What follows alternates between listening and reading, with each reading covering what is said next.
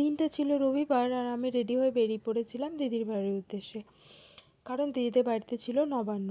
যদিও স্টেশনে গিয়ে আমাকে অপেক্ষা করতে হয়েছিল 2 ঘন্টা, ফাইনালি যখন ট্রেনটা দেখতে পেয়েছিলাম অনেকটা স্বস্তি পেয়েছিলাম। কিন্তু সেই স্বস্তিটাই হারিয়ে গেছিলো কিছু দূর যাওয়ার পরে। ট্রেনটা যখন আবার দাঁড়িয়ে গেছিলো, প্রায় আধ ঘন্টা মতো দাঁড়িয়েছিল।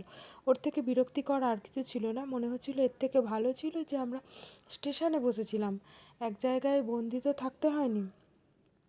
যাই হোক, আমি আর করবে ফাইনালি ট্রেন থেকে নেমে দিদির বাড়ি পৌঁছে গেছিলাম। আর দিদির বাড়ি গিয়ে দেখছি চলছিল পুজোটা পুরোটাই দেখতে পেয়েছিলাম। আরও কিছু দেখছিলাম, সেটা হচ্ছে ওই দুষ্টুটাই দুষ্টুমি। ও বাড়িতে থাকলে দুষ্টুমিরও শেষ থাকে না, কিন্তু সেই দুষ্টুমিগুলো দেখে তোমার রাগ উঠবে না, আনন্দই হবে, মানে ভালো লাগবে। তোমার সময়টা যে কখন কেটে যাবে তুমি বুঝতে পারবে না। আর পুজোর পরে প্রসাদ, আর তারপরে হলো খাওয়া দাওয়ার পরে আমরা কিছু একটু আড্ডা দিচ্ছিলাম। মানে কোথাও গেলে এটাই সবথেকে মজার জিনিস যে আড্ডা দেওয়া হয়।